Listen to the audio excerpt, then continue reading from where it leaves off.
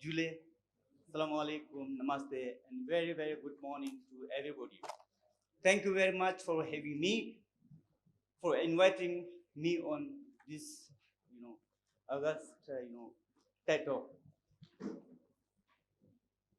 You know, as a child, I was born in a small village called Shara, which is 60 kilometers from the main city of Leh, which is situated on the range area of the Western Himalayan region. As a child, I was born in a farmer's family, and as a result of this, I had a schooling in a government school of my village. I used to graze as a child. I used to graze our cows in the field, collect wood for cooking purpose and for warming ourselves. As during my days, there was no LPG gas in our villages that time. I'm talking about 80s in my village. And by that, I spent a life which is which was very close to nature. I saw how, I learned so many life skills from by staying in the village, by practicing daily. I had a very carefree childhood with no peer pressure, no pressure of studying, but learned so many social skills, interacting, playing with the peer groups, with friends from the villages, and then at the same time, along with the academic, activities and daily chores of family chores, I had a very I learned spiritual practice from my parents, which made me who I am today. I had a very peaceful life. And then, while as a student, as a child, I saw how my parents worked so hard to educate us. So, which this, left a very huge impact on my mind and in my life. That I wanted to do something. I will study so hard so that when I grow up, I will make, I will give back into the others and to make a life easy and comfortable life to my parents who had worked so hard, and made me determined. I determined that I will definitely do something as something. So for my higher studies up to 10th, I had schooling in my village, and then for 11th, 12th, I came to the main city of Leh, and then of course I had taken subjects of non-medical with majors in physics and maths with Government Gandhi Memorial Science College, Jammu, and then like the previous speakers spoke, if you have the will, if there is a will, there is a way. During my university time, college time, people were discussing, oh, physics, yeah, you cannot do that because it is very difficult subject. So it made me, since I had, I was a student with very, high self-confidence and self-esteem, and with full of positive attitude and to give, because I used to read a lot of, spiritual books. So which made me determine that I have a, it created a life in me that I have a deep respect and concern for others. The concern for other and the will to do something and to give back to the society and to help my parents to make their life comfort and easy determine. And then I also wanted to break the stereotype that people, my peer group that time used to say, oh, physics you cannot do, it is very, very difficult subject, and I wanted to do, let us try it, I will do it. I was determined. Then I I admitted myself for masters in physics and subsequently MPhil in physics from the University of Jammu. And as a result, by it was not by choice but by chance that I got into uh, the Ministry of Earth Science as a scientist in India Meteorological Department as a scientist. I had 1 year's training at World Meteorological Training Center at Pune. After that, I was posted in, you know, uh, Mountain Met Center of Srinagar for issuing weather-based forecast for avalanche prediction. I worked with the scientists from the DRDO in issuing avalanche forecast for 2 years. And since 2008, I was posted as a meteorologist to serve the people of Jammu, Kashmir, and Ladakh in Meteorological Center, Srinagar. Since then, I've been serving there as the head of the institution. And at that time the demand for weather forecasting was not that much because people were not that weather conscious. Somehow I knew that weather is a very important parameters. It affects every day, whether whosoever it is, it affects everyone under the sky, whether it is people, the animal, the nature also.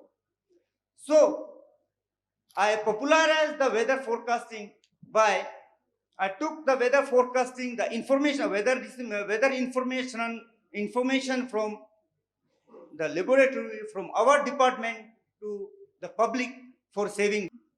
You see, every year, on an average, during the last 10 years, in Jammu, Kashmir, and Ladakh, on an average, approximately 100 people lost their lives due to, weather-related casualties. So it's important to have an early warning system, not only early warning system, but a robust early warning system. So we introduced the early warning, the predictions 20 years back is not what the people, what the services and the predictions, the accuracy that we have today. It is important because of the improvement in science, technology, the computing systems of the computers, the supercomputer, where my department is one of the organization in the country which is having the latest supercomputer for predicting today's weather, for predicting the future projections of current weather.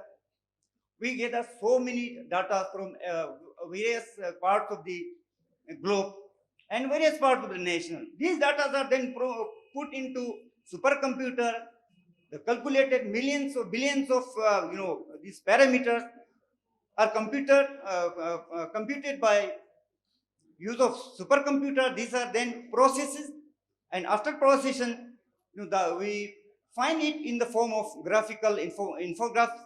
The same we interpret as a meteorologist from different sources, interpret, and then the information, the same is then disseminated to the various our clients, and our clients are general public and the government and the administration. And because of the increase in the forecast and the reliability, the demand for weather forecast, the demand for a very authoritative and reliable weather forecast has increased manifold over the last since decade, and the same is increasing day by day.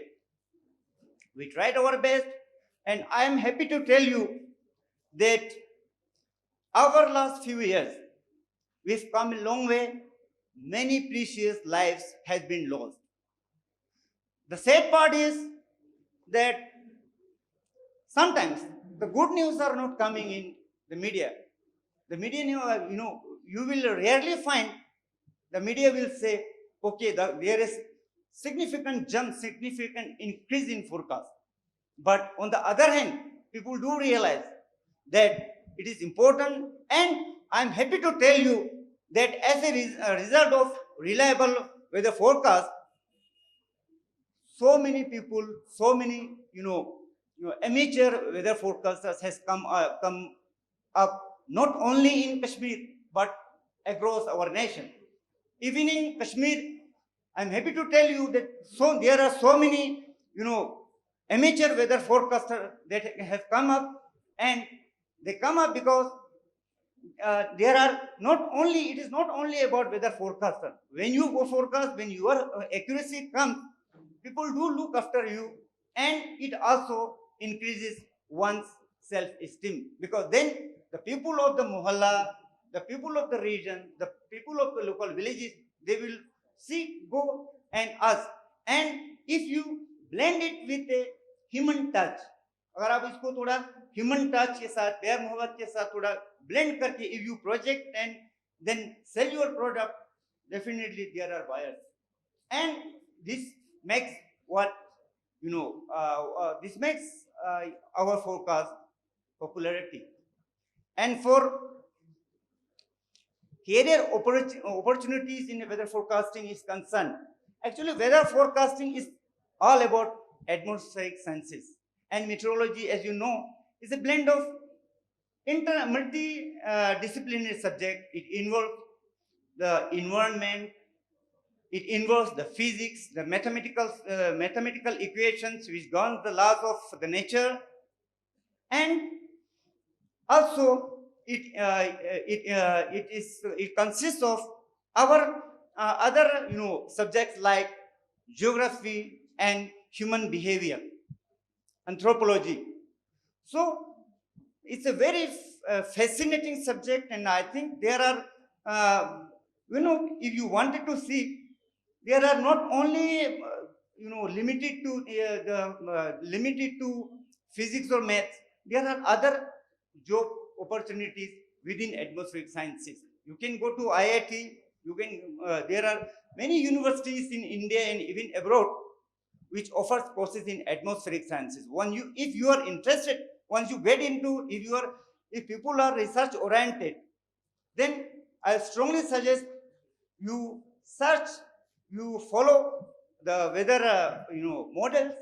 You can generate your own weather models and see how you can do that. And once you get into, these institutes which provides services in atmospheric sciences, you can do wonders as well. And I'm happy to tell you, the world also recognizes that this year the Nobel Prize has gone to the scientists who worked on climate change, Professor Manabe of Princeton University and Professor Dr. Klaus Hellman of Max Planck Institute. Because today the weather and climate-related disasters has increased, and it is increasing as per the projection of IPCC. And the research, there are wide, opportunities available. So I encourage, you can also do, pursue your higher studies in such fields as well. And as far as our success stories is concerned, I'm happy to tell you that it is in life, I find myself, I'm a grown public servant. I can do just issue a forecast or like everyone we do. But I think when you connect with the people, in life, it is important not only to work, it is important to make your life meaningful, not only for yourself, but for the society at large. It is important to have concern for other. And when you have the concern for other, then you enjoy your work, and when you connect with the people do reciprocate you, and that is how I worked in my office. So when you have the when you have the correct attitude, self-confidence, and concern for other, you can also become a successful entrepreneur, bureaucrat, doctors, engineers, so on and so forth. And with this, I would like to conclude my today's talk. Thank you.